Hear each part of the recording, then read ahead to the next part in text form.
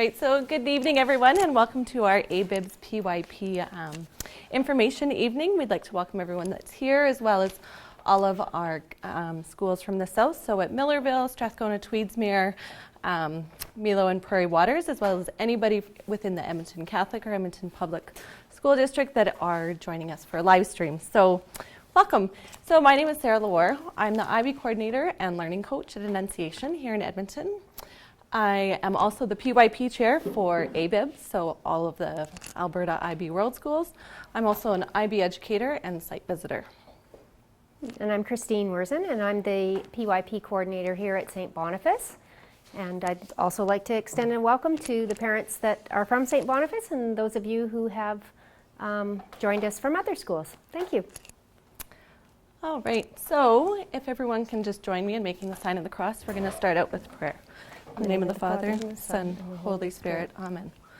Lord God Almighty, Creator of all, please help us to be caring by helping and including others, to be balanced by working, playing, and staying healthy, to be communicators by sharing ideas, expressing feelings, and listening to others, to be inquirers by staying curious and asking questions, to be reflective by looking back at our work and making it better, to be knowledgeable by learning and understanding, to be principled by making good choices and doing the right thing, to be open-minded by respecting others' differences, to be risk-takers by trying new things even if we make mistakes, to be thinkers by considering what to do and what to say.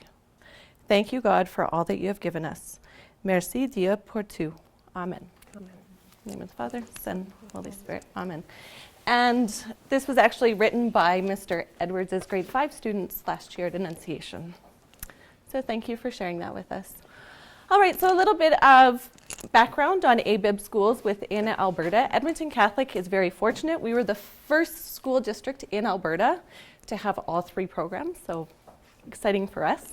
And we also have a number of schools within Alberta. So our students have the opportunity to go to middle years or diploma program within the province. So tonight, the first item on our agenda is we'd like to talk about change. The idea of change in education is being reshaped for students and teachers through definitely new innovative teaching methods and advancements in technology. So change, of course, can be both frightening and exciting. So we'd like to share a little video with you tonight that might help you to connect how our changing world also affects the educational changes that are occurring.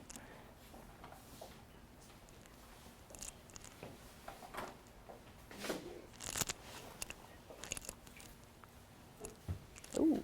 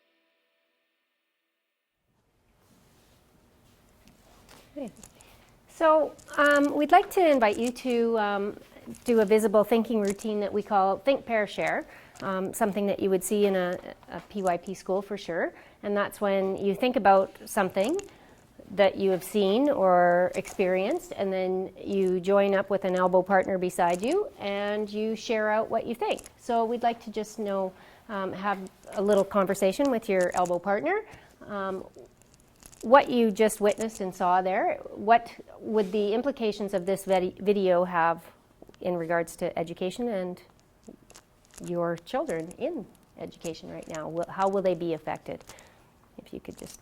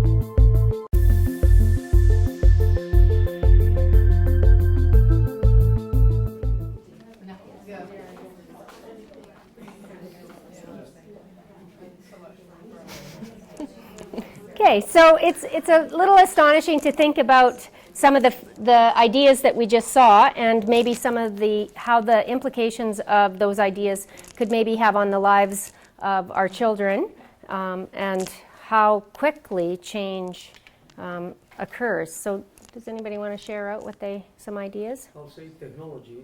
It's a lot of does a lot affect our lifestyle with our kids. We have 2 kids in this school, and at home technology is like part of Everything. our communication and Yeah, so so fast. So technology is definitely impacting our students' ability to communicate with one another and having those social skills. Anybody else want to be a risk taker and share out? I personally don't think it's the technology that's the issue. Technology's always been around in one form or another. Pencil's a technology. I mean, it's a big part of it, but I think what it probably hides, I just mentioned this in our session, I want my kid to understand how to deal with information, like the massive amounts of information, or whatever technology that brings to them. Yeah. That's actually what I would want to see my kids come out of school. Absolutely. So one of the approaches to learning skills that we will speak about later are the ability for the students to analyze and take all the information that they've gained and synthesize it and put it into their own words so they're actually understanding it. And those will be skills that they'll use for the rest of their lives. And those are approaches to teaching and learning skills that throughout the primary years program, middle years program, and diploma program, they focus on those. Please just reiterate what the audience is saying for our live stream audience, so they can hear what the audience is saying. Oh, okay. That makes sense? Mm-hmm. Yep, go ahead. I find it interesting that the 2 big disease processes that it focused on was depression and obesity. And I think it's interesting because I kind of feel like as technology, people feel a little out of control maybe, and those 2 things, you have to have a healthy balance in order to maintain your health within the context of all of that, and those 2 disease processes show that. I find that interesting. Yep. So one of the audience members shared that they thought it was interesting that mental health and obesity were 2 of the key pieces and how we need to have a balance within our life. And that is one of the things that within the PYP program and all across, that one of the attributes of the learner profile is how to become balanced. And it's a key component to what we look at. And Edmonton Catholic this year is also looking at being balanced within a mental, like it's a big focus for us this year as well, our mental balance, our stability. How do we keep it all together? Anybody else? Yeah, go ahead. Seeing the video, I was thinking if an IB educated child is better prepared as compared to other children that's educated elsewhere with all these technological changes. So that's just my question. So the comment in question was just about, is an IB educated student better than a student that's educated in a non-IB program? I think it's all about perspective. We definitely try to develop internationally minded students throughout the attributes of the learner profiles. So yes, we may be a little bit more on the fence to say yes, but there is no right or wrong answer. It's all in perspective and point of view, to put it politically correct. Anybody else? There was a hand. Yeah. If the Chinese language will be the most spoken language in the future, will there be a chance for kids to start learning Chinese in school maybe? Or take it as a subject they want to do, or they can choose? Maybe Spanish as well, if it's going to be the second spoken one? Okay, so the comment was about a second language and having the students be able to develop that. One thing that we promote within the IB programs is mother tongue. So we really focus on developing the students' mother tongue, whatever it may be, and that gives us, the other students, the opportunity to become open-minded and to respect the cultures of others. And if that answers it. So within, like I think at St. Boniface you have French, some schools have Tagalog, some are Spanish, so it just depends on the school site. And when we look at mother tongue, we look far into the students' cultural roots as well, and we try to bring that to the forefront. So for instance, if I'm going to pick on you, if your family is Greek, perhaps we would bring, we try to get the kids to share that, and we get them interested in even looking further back in their roots and looking at their mother tongue from as far back as they can. And we try to promote that as much as we can. It's very important within the program, actually. So celebrating the diversity and culture of all of our students. Anybody else? All right. Sorry, I picked on Thank you very much for everyone sharing. We weren't sure. All right, so in 2008, there was a ministerial order put out by the Premier of the time to the Education Minister with the 3 E's, and those were for students to become engaged thinkers, ethical citizens, and an entrepreneurial spirit. So you're probably thinking, okay, well, why are you putting this up? Well, if you look at this visual representation, within the elements that are listed beside, we have risk takers, which are part of our learner profile attributes. Being resourceful, developing the confidence, taking personal responsibility, which ties into the skills that we want to embed in our students. Valuing diversity, so like we were just speaking about, mother tongue, culture.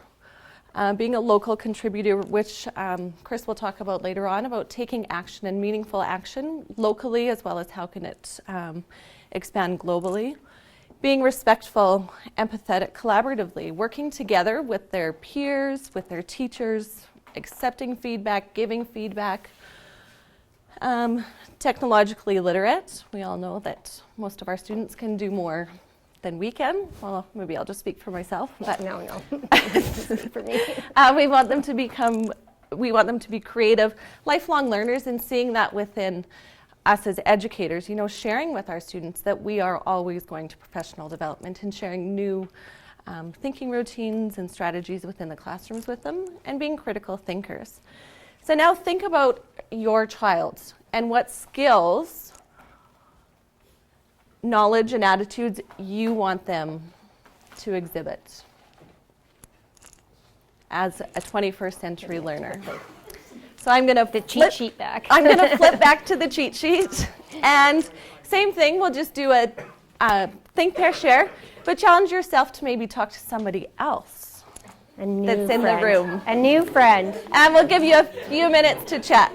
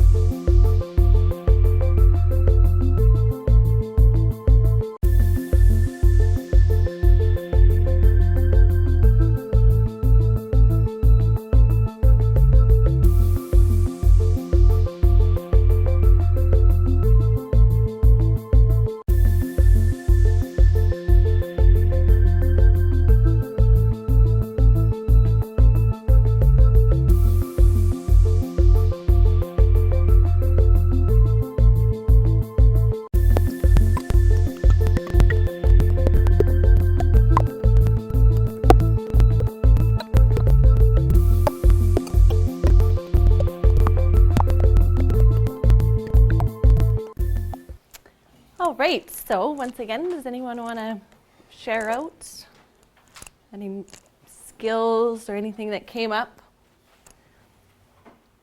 So what's the question? If you had to choose, like, What which of these knowledge- knowledge, skills, or attitudes would you want to see That you think are important for your important for your child? to learn? Go back to it. Okay, I'll go back to the cheat sheet. Oh, yeah, definitely, yeah. Definitely. So being literate for sure. Financially literate. Oh, financially literate, technology literate. I want my kids to be creative outside of the world of technology. I don't want them to lose their creativity and only think they can be creative within the world of technology. So the comment was being creative outside of the world of technology, so not losing those artistic skills and abilities. Building on that, it's sort of a cop-out, but every child's different too, so you'd have to look at where your child might have its strengths or weaknesses as well, and then maybe focus on some of those other areas. Okay, so building on students' areas of growth as well as their strengths. I think I want my daughter to be a much more critical thinker than I was. Like to challenge convention more. Okay, so being a critical thinker and Lifelong learner. lifelong learner for sure is very important. And that ties in kind of the action component, being a local contributor, taking their learning outside of the classroom. So it's not just something that you did in school today. How could you educate your parents, or how could you go out and take that action?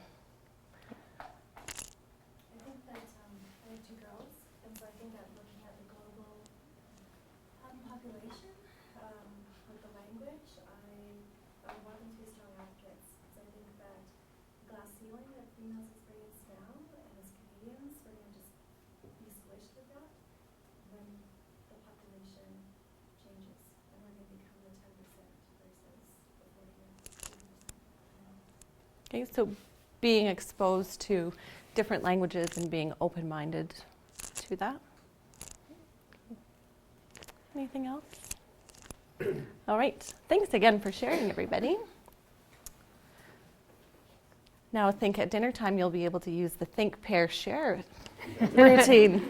Never know. It might work. Okay, so we'd like to just, again, we have 3 videos in total this evening. So this video talks about what makes a critical thinker. So we'd like to just share that with you. I was like looking for you. Okay,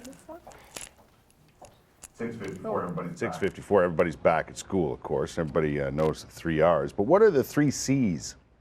This is something Professor Garfield Jeannie Newman from the University of Toronto has been working on for a few years now.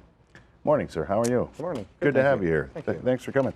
I know you've spoken to parents about this last night. You're speaking to school boards today, is that right? That's right, yes. What are the 3 C's?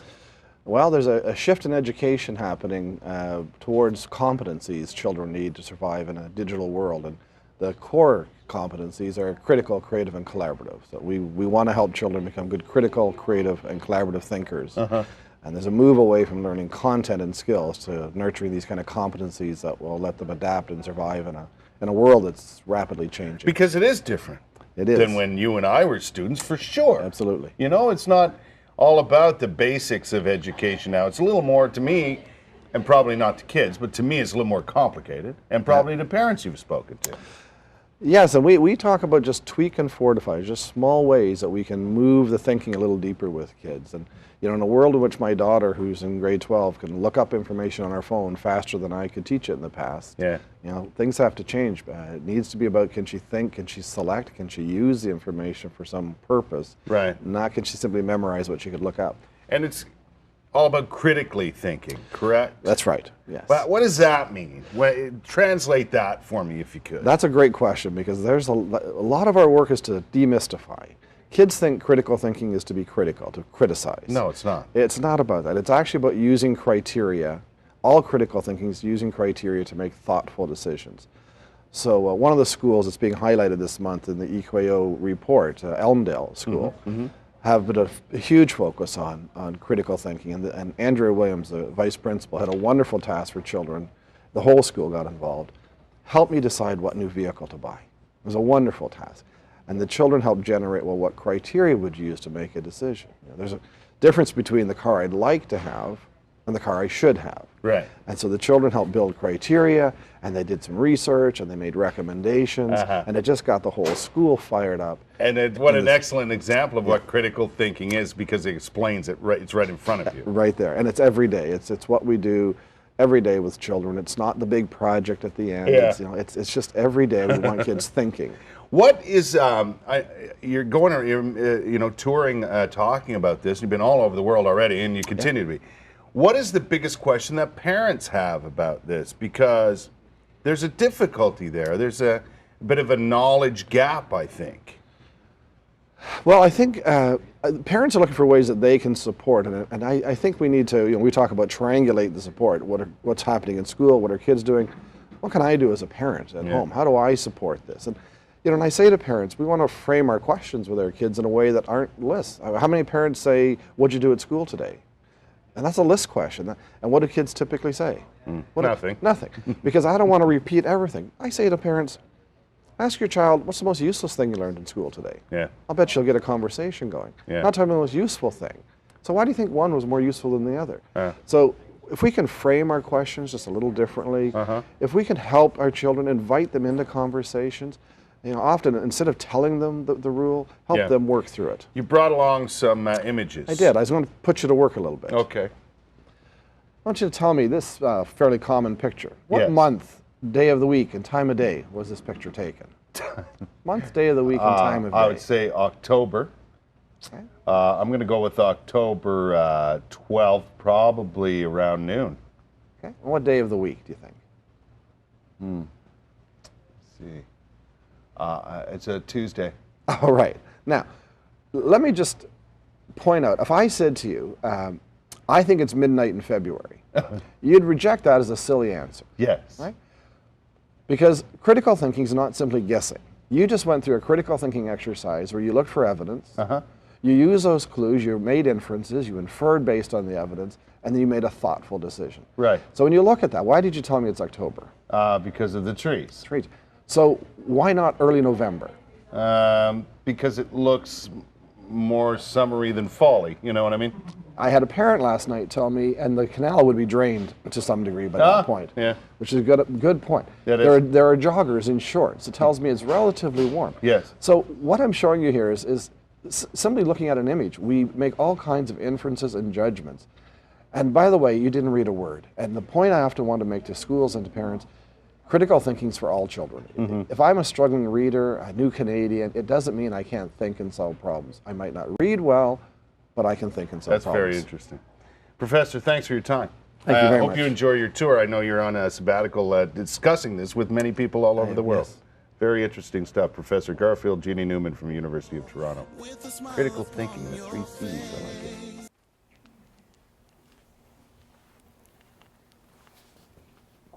What was the answer? Oh, I don't know. I don't know. Could have been a Saturday. I don't know. I think it would have been busier on the paths if it was a Saturday. I don't know. It's interesting that you asked that question. You'll have to inquire into it further. You are inquiring. So that video just goes back to, and I think every one of you touched on that with what you wanted for your students. We even had a conversation with my daughter. Often says, I ask her what she did at school, and she says she doesn't remember, she doesn't know, so try that. Try that, I don't know.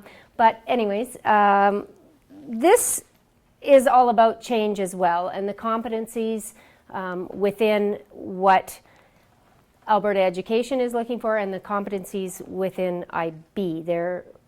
We're framing things to get, like, they go together hand in hand. What it equals it, I don't know. All right, That's what I so was gonna say then about that. what makes an IB school different than a school down the street?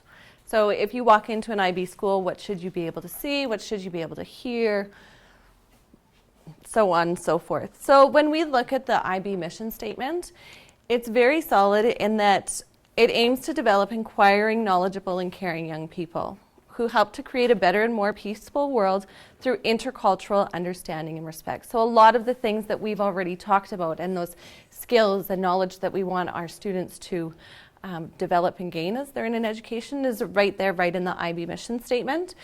And the nice thing about with the IB is that it's worldwide, right? So we are developing an internationally minded student through the learner profile attributes. It's not just strictly within primary years program, but throughout all of the programs. So let's think about this for a minute. If you had to say what an internationally minded person looks like, or what skills or attitudes they would have, Qualities. what would they exhibit? And who do you know that you think exemplifies international mindedness? So, go ahead and share with people around you, and then we're going to share out what are those skills that an internationally minded person has. If you can think of somebody that's internationally minded, what do they exhibit or exemplify to make them internationally minded?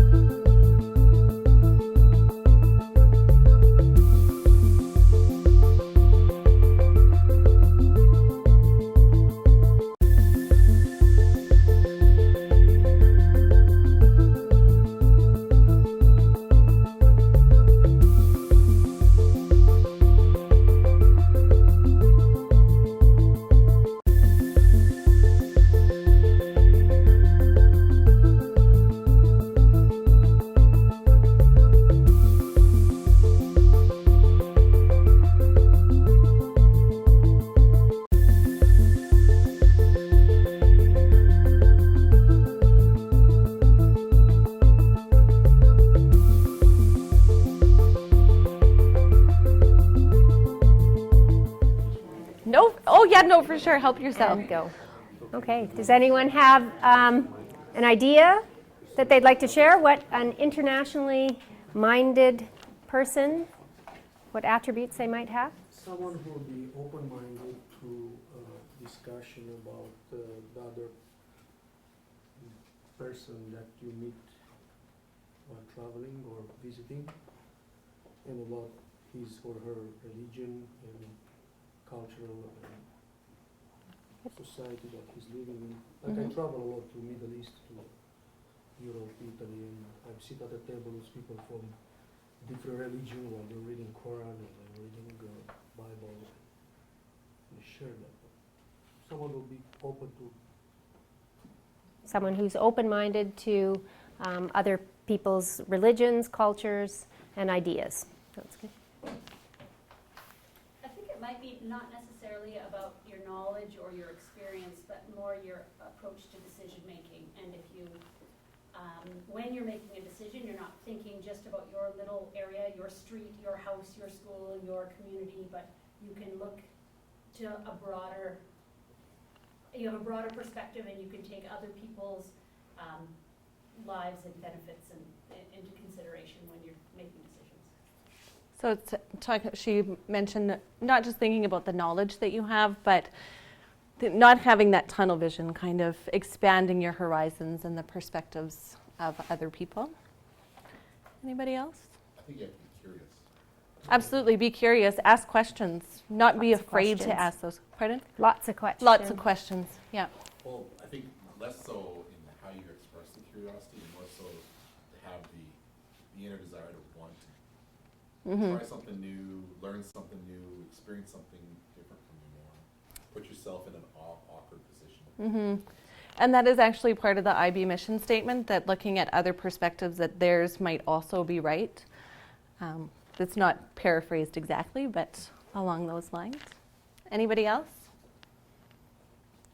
All right, thanks for sharing. So there were a lot of words that came out that definitely resonate in how we want to help develop our children to become internationally minded, and that's everything through the IB learner profile. So we want them to be knowledgeable thinkers, to communicate, ask those questions, be open-minded to the thoughts and views of others, be caring and respectful of those, reflecting on their learning, knowing that it is okay to make those mistakes.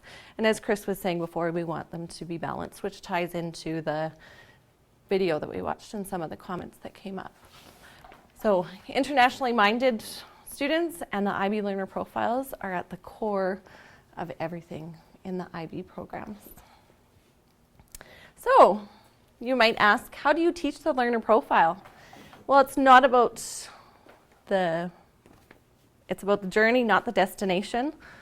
It's about, how we're developing these children. You're not going to one day say, oh, I've exhibited all the attributes of the learner profile. We're all lifelong learners, and we want to embed that within our students, and making the connections between the world in which they live, and thinking it might just be locally, but then globally, and then how can you tie things that are happening globally to what we could actually do here, so the action component. And that's what we're going to get into now. So what makes the primary years program different? What makes it look different, sound different? And we're going to get into the essential elements. So we're going to start off with a little video. And what does an IB classroom look like? And you are fortunate enough to be sitting in an amazing PYP classroom that has lots of student work around, lots of questions, lots of inquiry that's going on, not teacher bought, laminated teacher store stuff. So, all right, so you can sit back and relax, and just as you're watching it, just think, is this what my student's classroom looks like? Every classroom is going to look different based on the student's learning and the student's questions, but just reflect on what your PYP education has been thus far with your child. What grade is this classroom? It's a variety. A common question of educators. This one. A common question of educators new to the International Baccalaureate Primary Years program is, what does a PYP classroom look like? While no two classrooms are the same, there are many commonalities that one would see in every PYP classroom. When you walk into a PYP classroom, you should see a room arrangement of desks and chairs that allows for easy movement between activities and flexible collaboration with peers.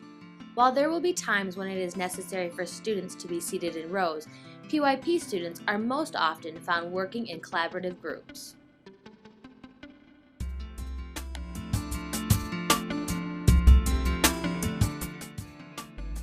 The concepts of the IB Primary Years program are integrated into all aspects of a student's day. Therefore, the daily agenda may say Inquiry into Migration or Inquiry into Explorers, but you won't see a PYP time or IB time specifically identified on the daily agenda posted in the classroom. When you walk into a PYP classroom, you should see an environment that openly celebrates international mindedness, the diversity of the students, and their mother tongue languages. There should also be evidence of a second language, referred to as Language B. It is the responsibility of all teachers to support and encourage the development of a second language in the PYP.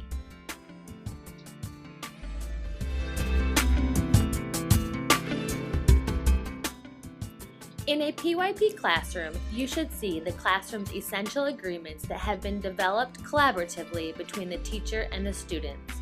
The essential agreements should be blended with your school's work with positive behavior supports.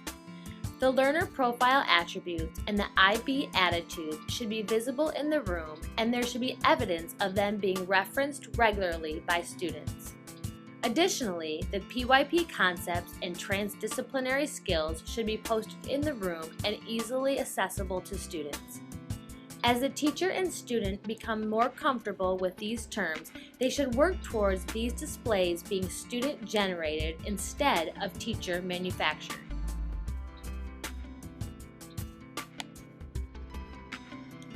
All 6 transdisciplinary themes should be displayed in the classroom in addition to the current central idea and lines of inquiry. You should see significant evidence of student and teacher inquiries. Student questions should be purposefully captured and displayed throughout the room. You should see multiple examples of authentic student work that demonstrates what students are currently studying. The classroom should be a literature-rich environment stocked with fiction and nonfiction text. Student action is an important aspect of the PYP. The action cycle should be displayed in the room, encouraging students to choose, act, and reflect on their learning. Teachers may choose to have an action poster where students list ways that they have demonstrated action in their community. The action component of the PYP can involve service in the widest sense of the word, service to fellow students and to the larger community, both in and outside the school. When you walk into a PYP classroom, you should hear an excited hum of learning-focused discussion. Students may be working in groups, individually, or as a whole class. Student learners should be demonstrating curiosity and enthusiasm by asking questions and seeking new knowledge, and learners should be cooperating with peers to create evidence of learning.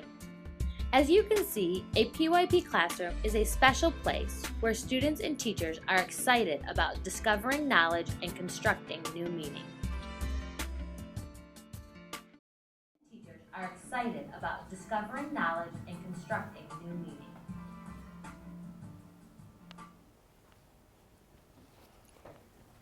So considering the fact that you're in an IB classroom and you were given some hints about what a ABPYP classroom would look like, would you say that Mr. Edwards' classroom exemplifies that?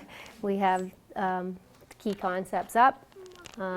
He's got his action cycle up. He's got his 6 transdisciplinary themes up. He's got student-generated the attributes of the learner profile, and I don't have my glasses on, but I do believe those are the attitudes placed back there, and he's got his central idea of what his unit of inquiry is now and then, because he's got the old one, he just finished one, and he's starting a new one.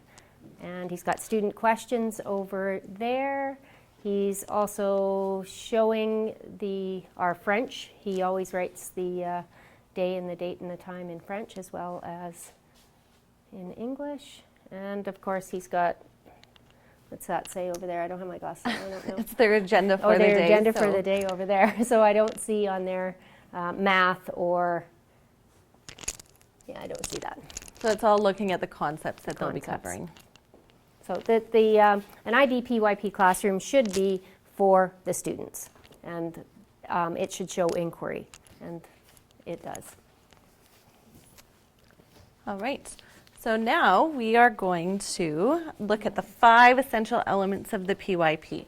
So within every primary years program, whether it's in Edmonton, whether it is in Singapore, whether it's in the States somewhere, they will all use the essential elements of the primary years program. So what you could do is our program of inquiry, so every grade level follows the different themes and everything else, but you should be able to take the program of inquiry from St. Boniface or Annunciation or St. Clement or Milo or Chestermere, wherever, and you should be able to plop it into another PYP school, and you should be able to teach those same concepts looking maybe through a different lens, but so that everything that we're doing here is not value-laden or there's no proper nouns involved in it, so it's very global, internationally minded. And transferable. Yeah. So concepts, there's 8 key concepts within the 5 elements, and like Sarah was saying, the lens, so there's form, function, causation, reflection, perspective, change, connection, and responsibility. So when there's a unit of inquiry taking place, we might focus on looking at just the reflection piece or form or change, and therefore the questions that the teacher poses are within that lens.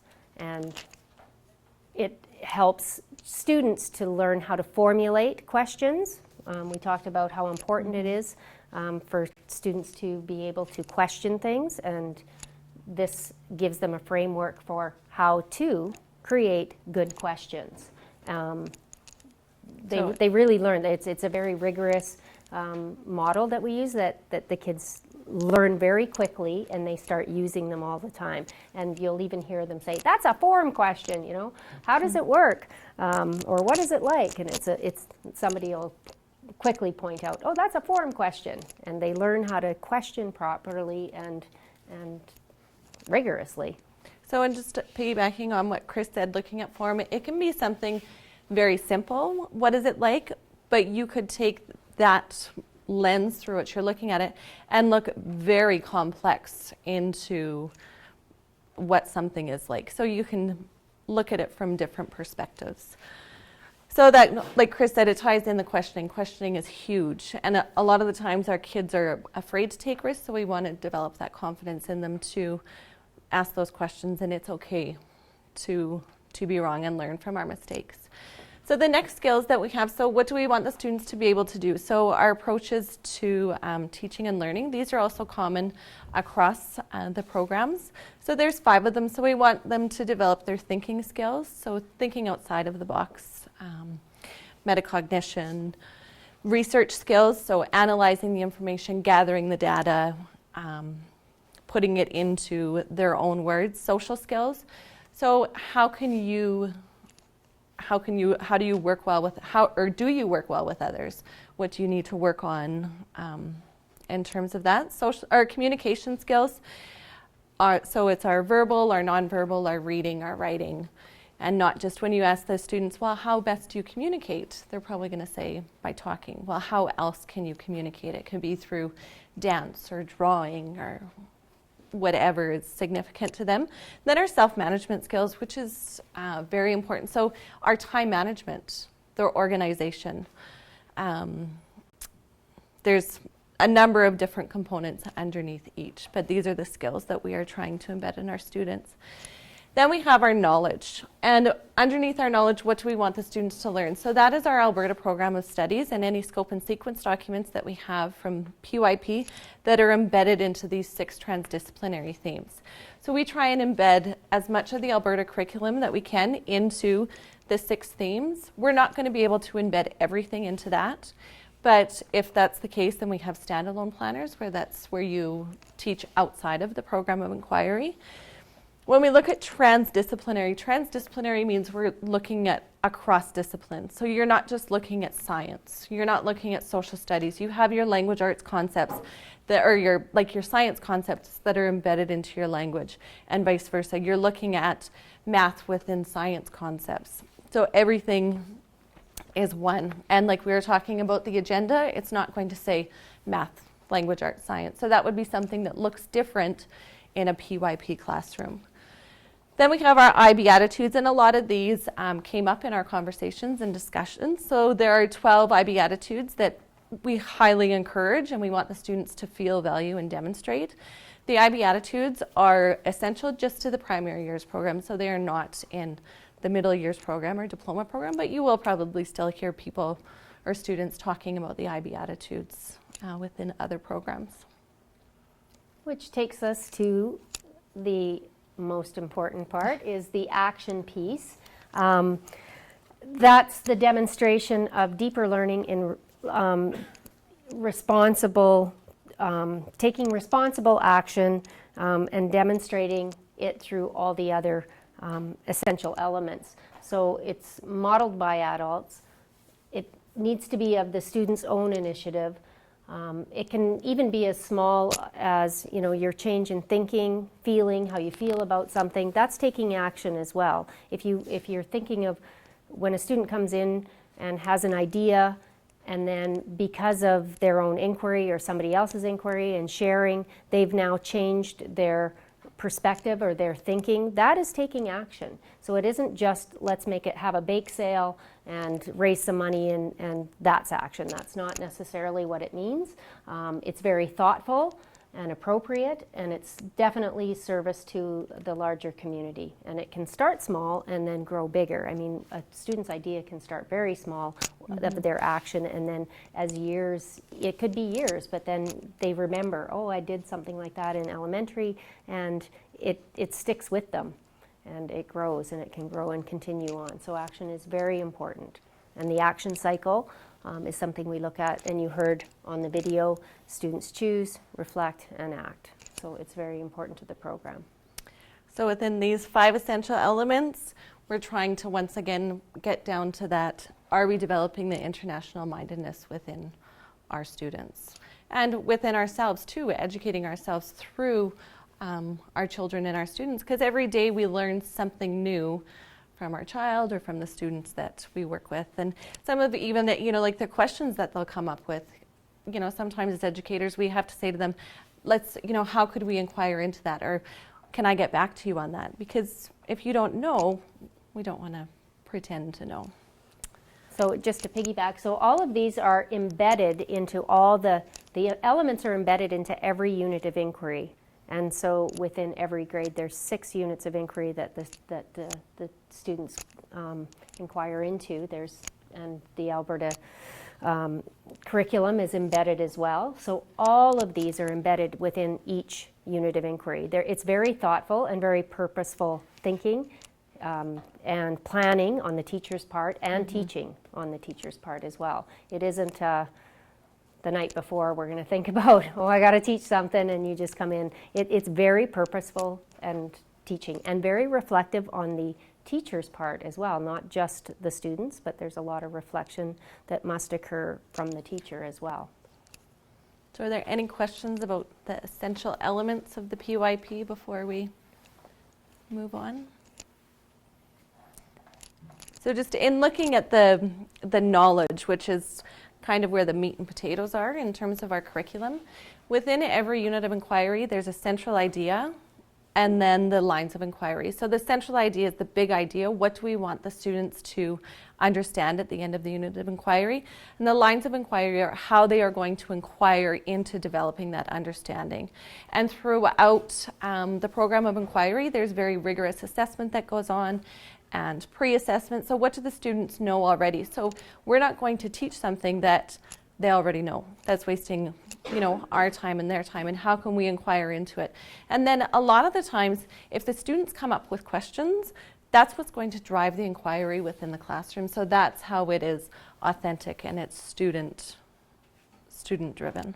Yeah, it's not just what we want them to learn. I mean, there is a component of that, but it has to be also driven by the students on what they want to learn, which makes it real for them, and they'll remember a lot more if it's something that they want to inquire into, not just what we think is important. All right, so there's always the frequently asked questions about IB programs. And the first one being, are IB programs considered gifted programs? You see some shakes, some, I don't know. That's one misconception, especially with the primary years program, that, oh, you teach in an IB school and it's for elementary. And so within that, IB programs can be within publicly funded, they can be in private schools, they can be in charter schools. It doesn't matter, okay? So it is not a gifted program. Middle years program and diploma program, it is a little bit more rigorous in terms of the diploma program and the expectations, but definitely not for primary years program. So after what we just went through, does implementing an IB program mean my child will not be taught the provincial outcomes? No. Okay, there's still the Alberta Program of Studies, we are mandated to teach it, so it's just a different way of looking at it. And then how do colleges and universities view the diploma program? There are a number of colleges and universities that do recognize the IB program. We have a document here just regarding the IB recognition policy summary. We are also very fortunate that we have our ABPYP president, Roseanne Boutin, who is right there, and she's kind of a guru on all of it. So if you have any questions about the diploma program, she would be more than happy to answer those questions after. And then, so just to kind of reiterate what makes IB valuable, just kind of you can do a little self-reflection just based on the statements that are up there and whether you agree or disagree.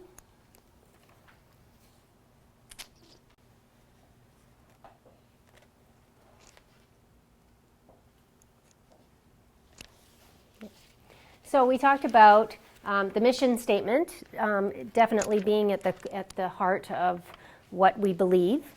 To be an IB school, you must obviously believe the mission statement of what IB poses. The IB learner profile, the attributes, and how we embed them every day into our teaching, the nature, the framework of our teaching and learning here, and assessment, like Sarah was saying, how important it is to do rigorous assessment. We don't just do a one-time test. It's the pre-assessment and then multiple assessment throughout as well. And we assess on the concepts and the skills that the students are learning, not just an end product. I mean, it's more about assessing their skills. Learning to learn, again, the concepts and skills, and learning through experience, and that's the action piece. And again, that's something that's embedded within the units of inquiry. A teacher must have an idea of what they hope a possible action could be for a student to take. We have to have that in our own mind, what we're hoping that a student might take. If I can give an example, Mr. Edwards has just finished his unit of inquiry of sharing the planet, and it was, I can't read what your central idea is. Could you? Human actions affect the environment. Human actions affect the environment. And Mr. Edwards really hoped that his students would take on a recycle program at the school, but they didn't. But that was his, like it was he wanted that to happen, and he tried his best to get it through, but it didn't happen. But other action pieces did come out that he didn't think about or try to plan for. So that action has got to be from the students. And language learning, again, talking about the support of the mother tongue and our second language of French here at this school. And the culminating experience being the grade 5 or 6 exhibition. I know we have some grade 6 parents here, and you'll get to experience that. In some schools, it's grade 5, and that's if they have the middle years program within the school as well. They're fortunate and get to do it in grade 5, but not if you're just a K to 6, you have to have the exhibition in grade 6. And every PYP school has an exhibition, and it's the culminating everything. If your child is fortunate to come from kindergarten all the way to grade 6, they have a very rich IB experience at the end with their exhibition, and they're phenomenal. The kids look forward to them when it's their year to give the exhibition. All right. So, just kind of in bringing everything together, have we changed? So that's what we started with, change, and then we're going to end with the change. And, you know, as you know now, it's also a key concept, change. So, are there any questions, burning questions that anybody has? Or comments? Or aha moments that they walked away with? Or, oh my goodness, I can't believe my parents are encompassed in all of this. Sometimes the terminology is very overwhelming. But I think the more you use it and the more frequently you develop those questioning skills with our students, the more comfortable they're going to be to ask questions. Know that it's okay to make mistakes. So, and one thing I'd throw out, because my child's in grade 6 and we went from K to 6 through here, and I've been through a couple of these over the years, although I will commend you that this tied things up nicely. And I've heard things off and on, but connected it nicely. Do you know what I would think would be a good idea? So much of this happens in the school, and you ask the question, what'd you do? Nothing. Or what'd you learn? Nothing. Maybe one of the things you could do to reinforce some of these things at home is give parents more of a prescribed cheat sheet or something like that to say, hey, you know what? These are the kind of questions that we would love to hear you ask, and it would start the narrative a little bit differently. It's like, yeah, I gotta ask my kid that question about what's the most useless thing you learned. Yeah. I think that's great. I honestly, I think that's awesome. But I think to enrich the experience and get it working in the other 8 hours of the day, that might be something to think about and engage the parents differently. Yeah, for sure. Thank you for that comment. So it was Good comment. to kind of have a cheat sheet for the parents so that they can enrich the IB experience at home as well as school. Anything else? All right. Well, we would like to thank everybody for coming out to St. Boniface today, and to Rob and John and Chris for hosting us, and to our MTech team from Edmonton Catholic for coming out, and to anybody who joined us via the webinar and posted questions. And feel free, I know I'll probably speak, some coordinators might get to me, but always, you know, the teachers and the coordinators are always more than willing to answer any questions that you have, because it is your child's education, and every IB school goes through self-study and evaluation process, and we have to ensure that we are educating all of the stakeholders that are part of the school and the education. All right. So thank you very much for coming out, and have a good evening.